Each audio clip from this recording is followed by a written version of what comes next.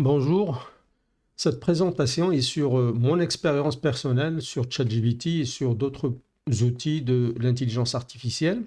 En fait, j'ai commencé à utiliser ChatGPT 2 semaines après son lancement officiel.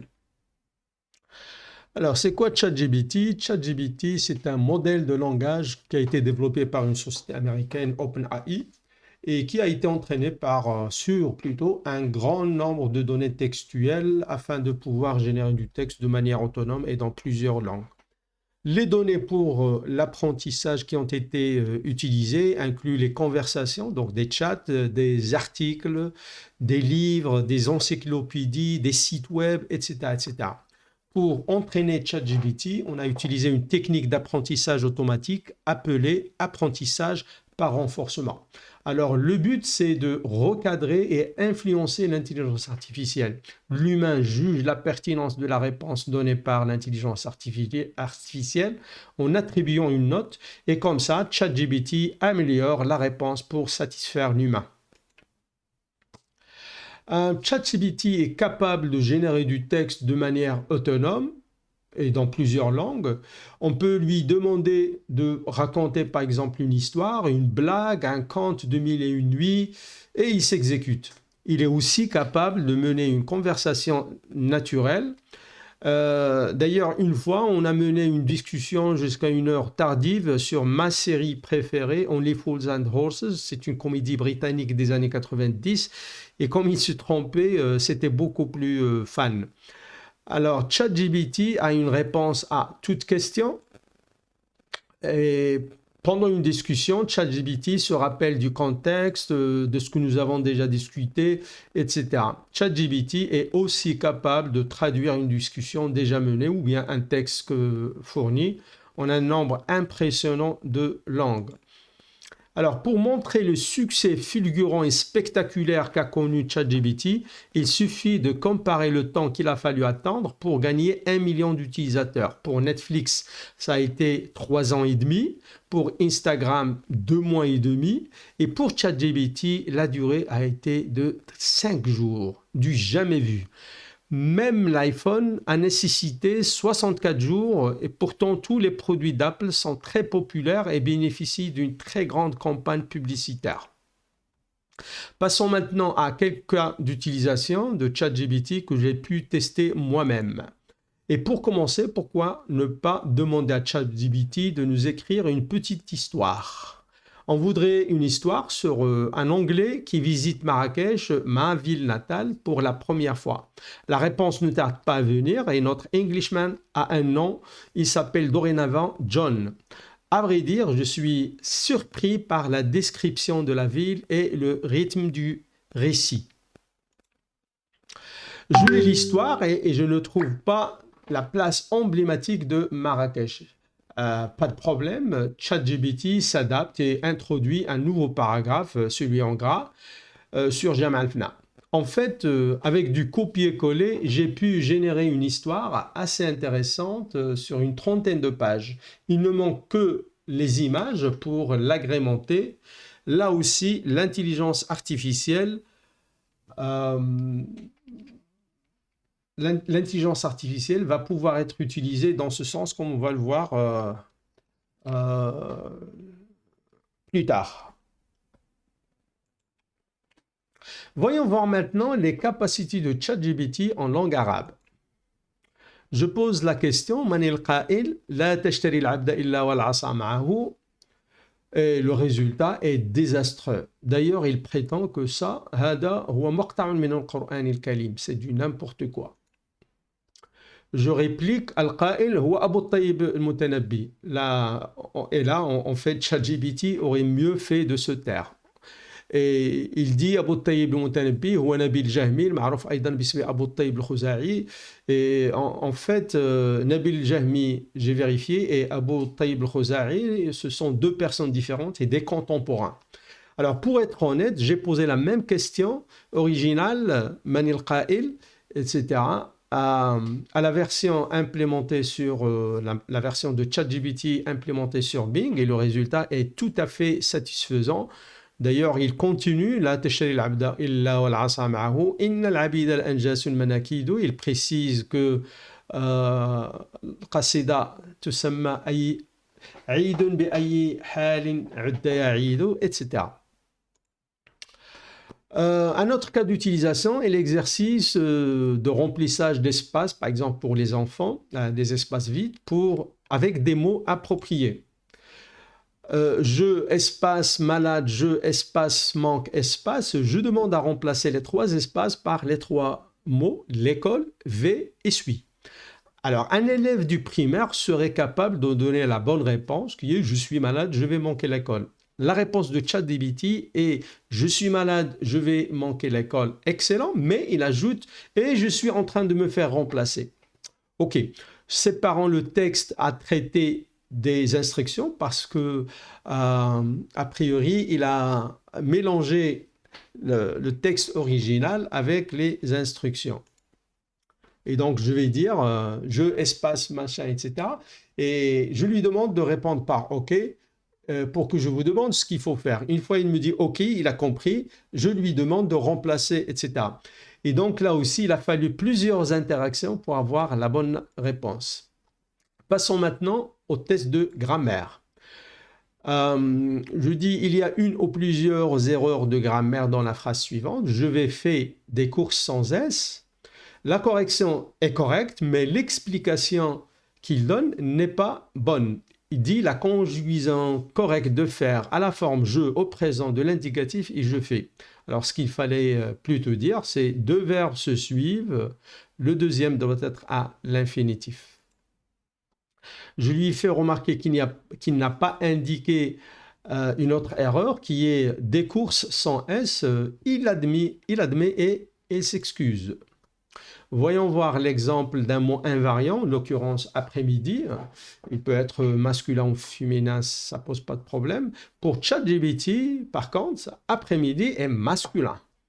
Et l'exemple, c'est pire, l'exemple qu'il donne pour illustrer, hein, l'exemple qu'il donne, il ne montre pas vraiment si après-midi est masculin ou féminin. L'exemple qu'il donne, je vais passer l'après-midi au parc. Et là, c'est neutre. Donc, je lui fais savoir, hein, il admet et s'excuse comme d'habitude. Et en fait, après-midi est un invariant. Je lui dis que d'après le dictionnaire Larousse, après-midi est un homme masculin ou féminin invariable. Là aussi, il admet et me remercie pour la remarque. Est-ce que ChatGPT est capable de donner une recette de cuisine? Je demande s'il a la recette pour préparer la shpakia. Il donne les autres orthographes possibles de la shpakia, les ingrédients, puis comment la préparer. À vrai dire, je ne suis pas capable de juger si l'information donnée est correcte. Il faut peut-être demander à Shumisha. Un autre cas d'utilisation est l'informatique et en particulier ses capacités à générer du code informatique dans différents langages.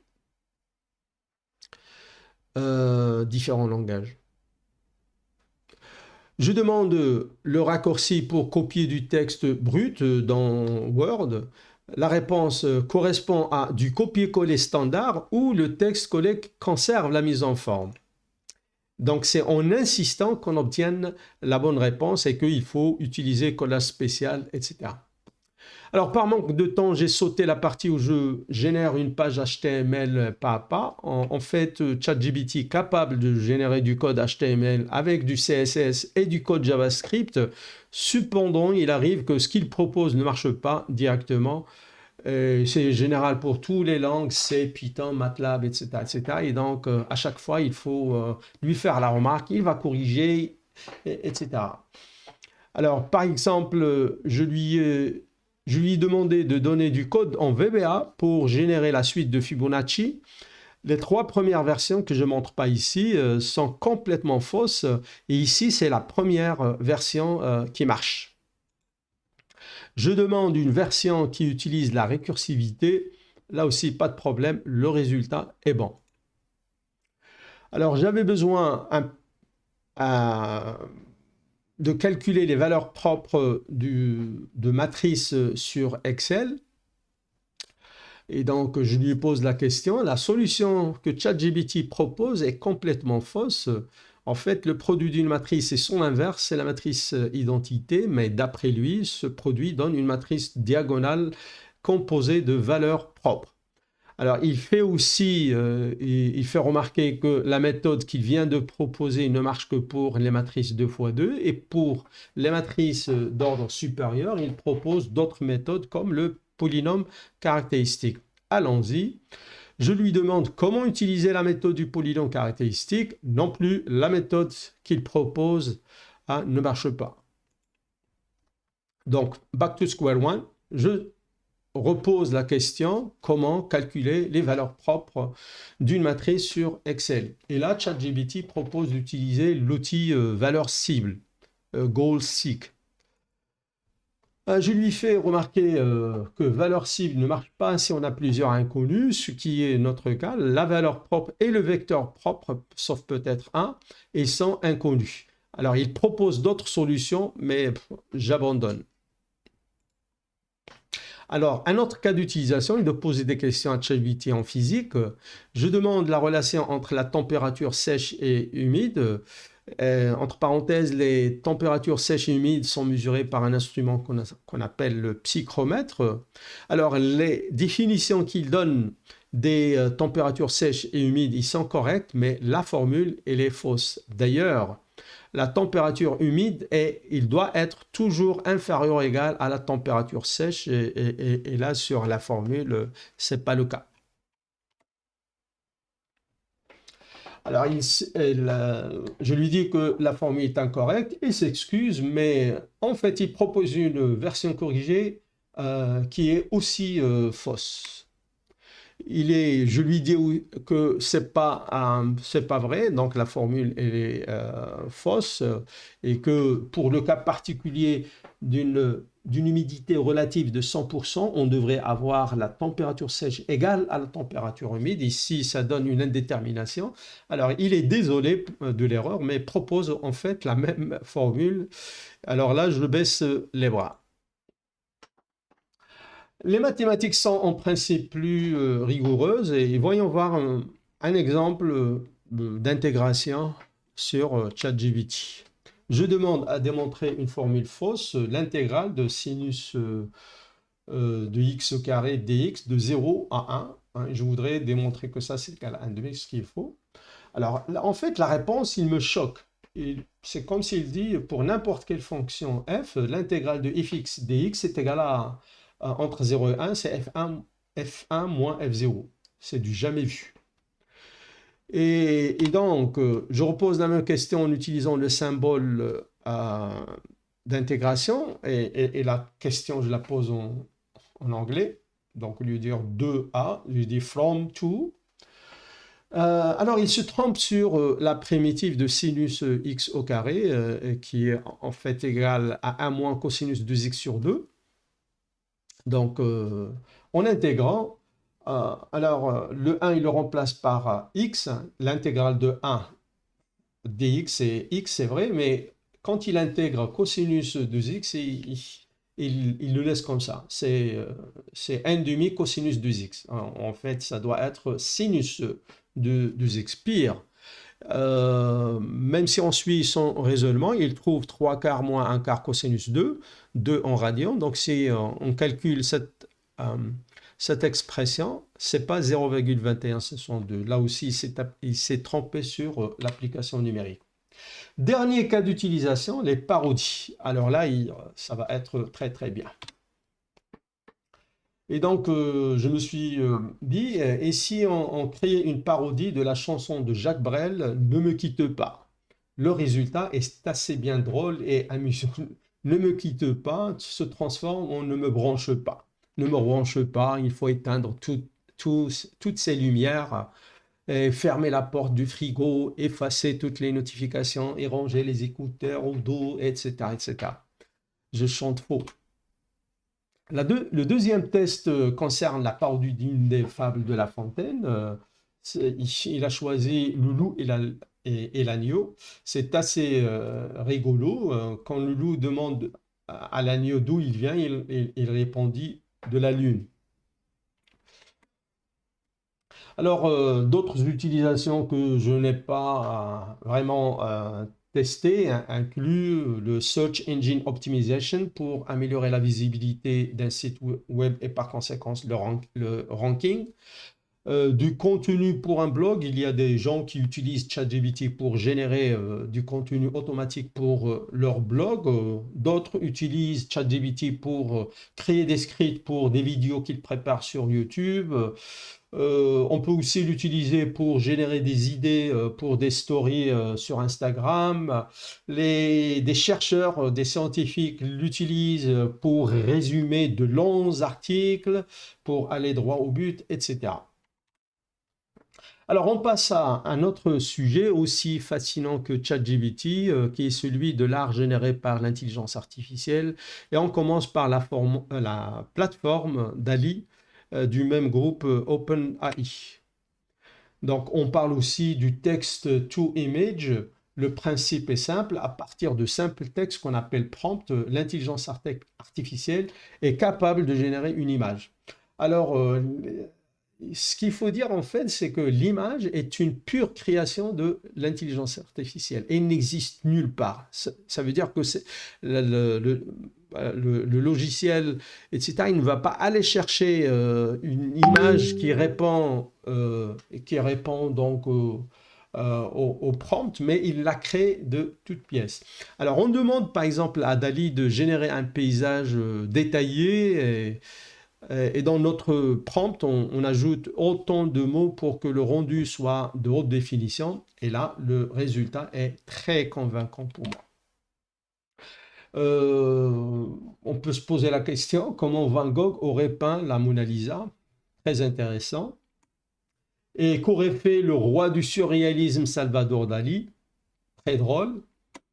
Et si on demande à l'intelligence artificielle de faire porter un voile à notre Mona Lisa, Dali propose 4 versions et on a la possibilité de demander des variations, des améliorations d'une des versions.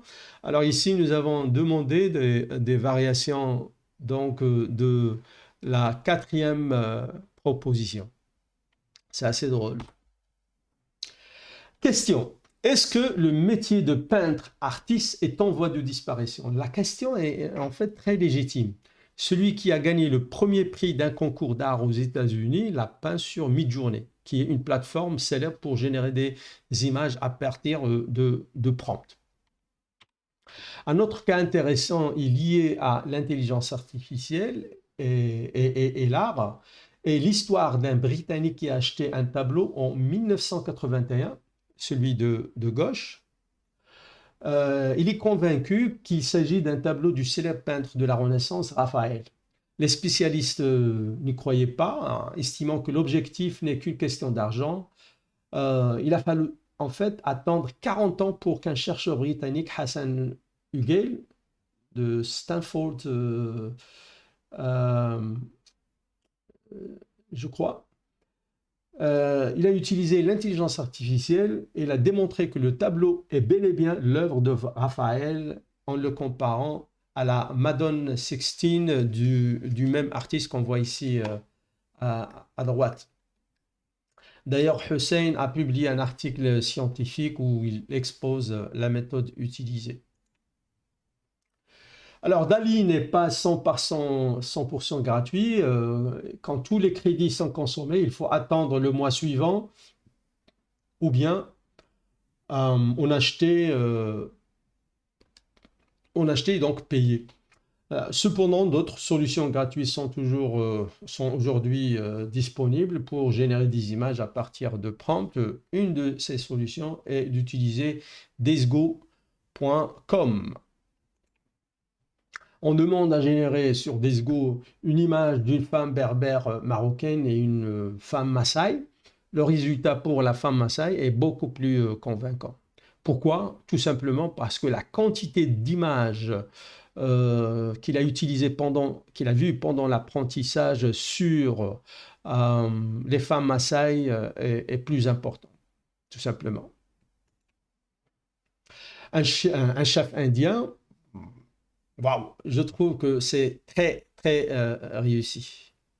Peut-être Il a imaginé la scène pendant les croisades. J'ai posé comme, comme prompt, j'ai demandé comme prompt guerrier arabe contre les chevaliers européens. Euh, on demande la bataille des Trois Rois qui a eu lieu au Maroc en 1578. Vraisemblablement, il a été influencé par les peintures faites dans ce sens, je crois. Je demande un cheval arabe. Alors, remarquez les imperfections au niveau des pieds. Idem pour le chabot.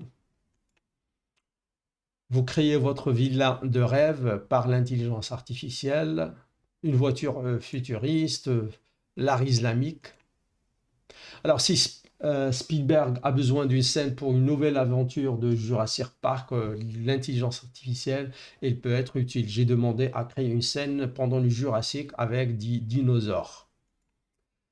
Euh, une scène du désert, une scène réaliste, un marché arabe des mille et une nuits, Alf Lila ou Lila, un paysage qui ressemble à la planète Mars, des idées autour des zombies, place maintenant aux animaux, un écureuil, euh, un singe, j'ai demandé un babouin, mais en fait c'est un singe, et les insectes, donc l'abeille, la fourmi, les oiseaux, un perroquet, le roi lion.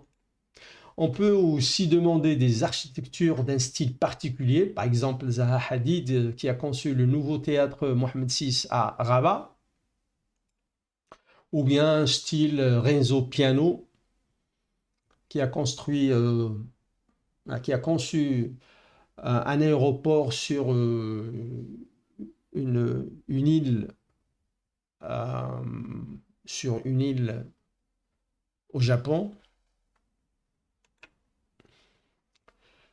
Alors une autre fonctionnalité disponible sur Desgo, c'est l'image to image.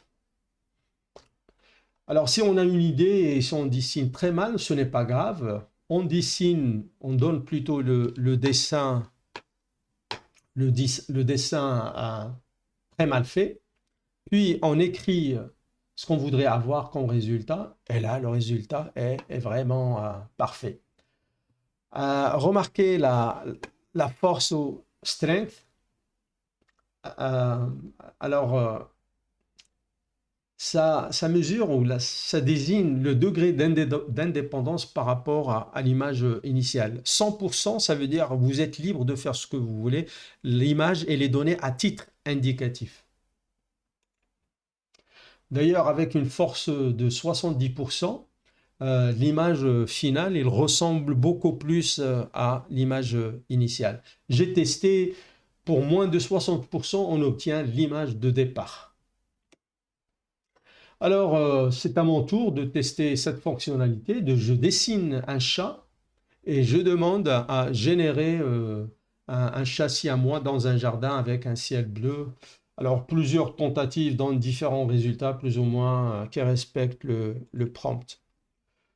Un hibou, et c'est sans commentaire. Une nouvelle fonctionnalité qui vient de s'ajouter à Desgo, c'est la possibilité de remplacer une partie d'une image. Le jeune homme à gauche porte une banane et si on demandait à l'intelligence artificielle de remplacer la banane par un pistolet, pour moi, le résultat est convaincant, à part le détail des doigts. Un exemple moins incriminant, on remplace la pastèque par un ordinateur portable, c'est très réussi. Quand je demande à supprimer la barbe de ce monsieur, là, l'échec est cuisant. Alors, une autre application de l'intelligence artificielle est la mise à l'échelle d'images. En fait, attention, il ne s'agit pas d'une simple interpolation ou extrapolation au niveau pixel. L'intelligence artificielle est là son apport. L'image de gauche date de 1983 et quand on zoome, des défauts apparaissent. La solution est de doubler, par exemple sur Desgo, la densité des pixels. Et Desgo, il a produit l'image de droite. Elle est beaucoup plus nette. D'ailleurs, quand on fait un zoom, le résultat est plus que satisfaisant. Alors, malheureusement, DSGO est limité à une mise à l'échelle, bon, la version gratuite, parce que si on est prêt à payer, on peut avoir plus, mais la version gratuite est limitée à deux, mais d'autres produits ou DSGO même euh, peut être utilisé si on est prêt à payer le prix qu'il faut. La colorisation. Alors, pour redonner une seconde vie à des photos en noir et blanc, l'intelligence artificielle peut être utilisée pour ajouter des couleurs. Donc, si on prend la photo upscalée de tout à l'heure et on la colorie sur un autre site palette.fm, le résultat est plus que satisfaisant. D'autres applications de l'intelligence artificielle, il y a bien sûr le text speech. Et le text speech ne date pas d'hier, mais l'intelligence artificielle, euh, il va apporter un plus. En fait, le résultat, il va être meilleur. Pourquoi? Parce que le temps de la parole peut changer en fonction de la situation. Quand on annonce, par exemple, une mauvaise nouvelle ou bien quand on raconte une blague, etc., c'est pas exactement la même chose.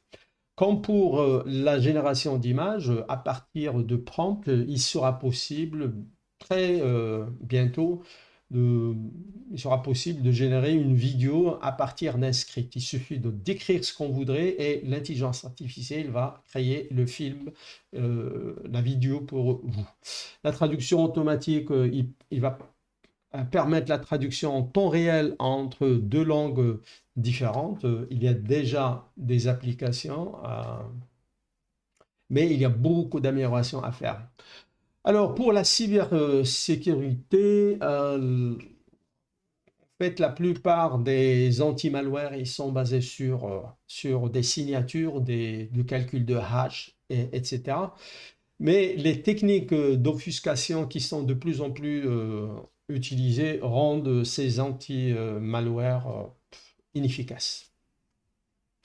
Donc voilà, c'est la fin. Je vous remercie pour votre attention.